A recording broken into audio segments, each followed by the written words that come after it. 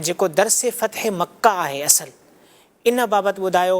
हुज़ूर अलैहिस्सलातु वस्सलाम जी नरमी जो तव्हां ज़िक्र कयो, अफ़ो दरगुज़र जो तव्हां ज़िक्र फरमायो, त अफ़ो दरगुज़र जी बरकत छा आहे ऐं हिन सां छा सआदतूं नसीब थींदियूं आहिनि, ऐं जेको अफ़ो दरगुज़र मुआफ़ी खां महरूम आहे त उनखे कहिड़ो नुक़सानु मिलंदो? सुब्हानल्लाहि व बिहम्दिही सुब्हानल्लाहिल अज़ीम। दरसे फ़तह मक्का त ॾाढो वसी मौज़ू आहे ऐं असां हिन मां अलाए केतिरा मदनी गुल पिराए सघूं था अल्हम्दुलिल्लाह रब्बिल आलमीन। पर बिलख़ुसूस इंडिविजुअल लाइफ में, छो जो अंडरस्टूड असां में हर को हुक्मरान ना आहे, हर को पंहिंजी क़ौम जो लीडर ना आहे, पर हिकिड़े इंडिविजुअल मुसलमान जे लाइ हिन में जेके दर्स जा पहलू आहिनि उहे असां बुनियादी तौर ते कुझु पेश करण जी कोशिशि करियूं था। सभिनी खां पहिरियों त अल्लाह तबारक व तआला जी ज़ात ते कामिल भरोसो हुजे। हू पाक परवरदिगार अज़्ज़ वजल कीअं अल्हम्दुलिल्लाह अंधेरे मां उजालो करे थो, कीअं ऊंधाई में रोशनी करे थो। हू पाक परवरदिगार उहो ई शहर जेको 13 साल पहिरीं हुज़ूर पाक अलैहिस्सलातु वस्सलाम पंहिंजे हिकिड़े दोस्त सां गॾु, पंहिंजे हिकिड़े ख़ादिम सां गॾु, पंहिंजे हिकिड़े यार सां गॾु, पंहिंजे अबा बकर रज़ी अल्लाह तआला यारे गार सां गॾु जीअं रात जे अंधेरे में नबी पाक अलैहिस्सलातु वस्सलाम अल्लाह जे हुक्म सां निकिता हुआ, यानी कहिड़ा हालात हुया जो मौला अली खे बिस्तर ते लिटाए ऐं पाण ख़ामोशी सां निकिरी विया हुआ ऐं कहिड़े शान सां अल्हम्दुलिल्लाह अॼु दाख़िल थियनि पिया ऐं ॾिसनि पिया। किताबनि में अचे थो त जनाब अब्बास सां गॾु ओॾी महिल मके जा वॾा वॾा सरदार मौजूदु हुआ जेके हिकिड़ी ठीकरी ते हिकिड़ी पहाड़ीअ ते चढ़ी ॾिसनि पिया त जॾहिं नबी पाक अलैहिस्सलातु वस्सलाम जो मुबारक जुलूस जेको आहे मके पाक में दाख़िल थिए पियो त हू हैरत पिया कनि त इहो उहो ई शख़्स आहे जेके कुझु अरसो पहिरीं असां जेको आहे राति जे ऊंधाई में हितां हिजरत करे वियो। त अल्लाह जी ज़ात ते मुकम्मल भरोसो करणु पहिरीं ॻाल्हि। नंबर 2 सब्र करणु। हा, ही सब्र ॾाढी वॾी शइ आहे। असल शइ ही सब्र आहे। चवां थो ही सब्र वारा कामयाबु आहिनि। ही जल्दबाज़ी करण वारा ऐं उजलत करण वारा ही कामयाबु न थींदा आहिनि। सब्र करण वारा रसूल पाक सब्र जो नतीजो इहो मिलियो ऐं साम्हूं अल्हम्दुलिल्लाह रब्बिल। त सब्र टी ॻाल्हि मेहनत तसलसुल सां गॾु रसूल ख़ुदा इस्तिक़ामत। हा माशा अल्लाह अज़्ज़ वजल नबी पाक अलैहिस्सलातु वस्सलाम यादि हुजे त पंहिंजे चाचे खे हिकिड़े दफ़ा चयूं त इहे मके वारा मुंहिंजे हिकिड़े हथ ते सिज ऐं ॿिए हथ ते चंड बि रखनि त आउं पंहिंजे कम खे न छॾींदुसि। अल्लाहु अकबर कबीरा। ऐं अल्फाज़ आहिनि किताबनि में त या त मां शहीद थी वेंदुसि या ही दीन ग़ालिब अची रहंदो। त तसलसुल सां गॾु मेहनत।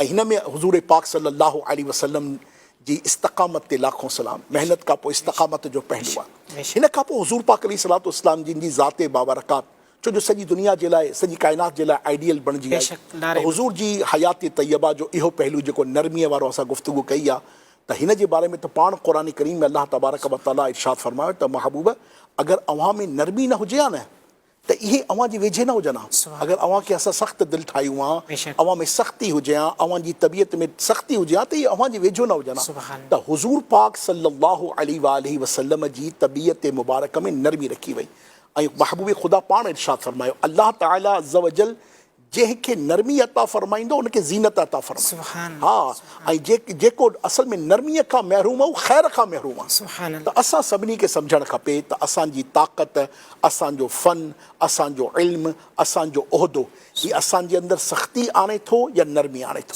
त ॾिसो न काइनात में रसूल ख़ुदा खां वधीक त का मख़लूक कान्हे। काइनात में रसूल ख़ुदा का वधीक त कोई इंसान कोन हो। काइनात में रसूल ख़ुदा का वधीक त का हस्ती कान हुई न। सभु अंबिया जा अफ़सर हुआ। सभिनी खां वॾो मक़ाम, सभिनी खां वॾो उहिदो, सभिनी खां वॾो मर्तबो, सभिनी खां वॾी शान वारा ऐं हुननि जे अंदरि केतिरी नरमी हुई ऐं केतिरी आजिज़ी हुई। हा, ही फ़तेह मक्का जे मौक़े ते इहा ॻाल्हि तव्हां ॿुधाइण विसरियुसि तव्हांखे त रसूल ख़ुदा सल्लल्लाहु अलैहि वसल्लम जॾहिं पंहिंजी ॾाचीअ ते मके पाक में तशरीफ़ पिया खणी अचनि त अव्हां सम्झी सघो था दुनिया हिन ते मूं पूरा आर्टिकल पढ़िया आहिनि त हुज़ूर पाक अलैहिस्सलातु वस्सलाम जी जेकी मके पाक में एंट्री थिए थी न, दुनिया में हमेशा विक्टोरियर यानी फातेह शख़्स सीनो चौड़ो करे ईंदो आहे। हुनजे हथ में छा हूंदो आहे? ईद हूंदो आहे, तलवार हूंदो आहे, हुनजे हथ में नेज़ो हूंदो आहे, हुनजे चहिरे ते जैसे कि हिकु लिहाज़ सां जेकर सख़्ती हूंदी आहे ऐं हिकिड़ो मतिलबु जाह हूंदो आहे, जलालत हूंदी आहे।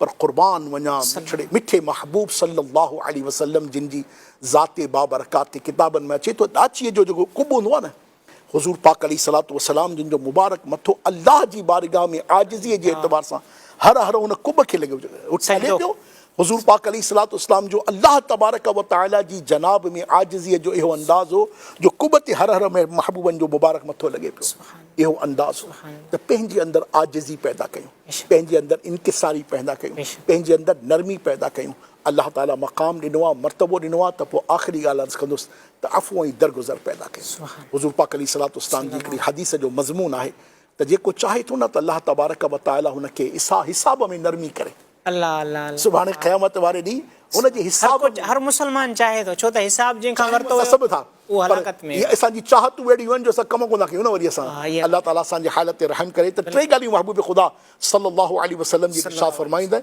जेको तोसां टोड़े तूं हुन सां जोड़ सुभान अल्लाह। जेको तोसां टोड़े तूं हुन सां जोड़ जेको तोखे महरूम करे तूं हुनखे अता कर सुभान अल्लाह। जेको तोखे महरूम करे तूं हुनखे अता अता कर कर।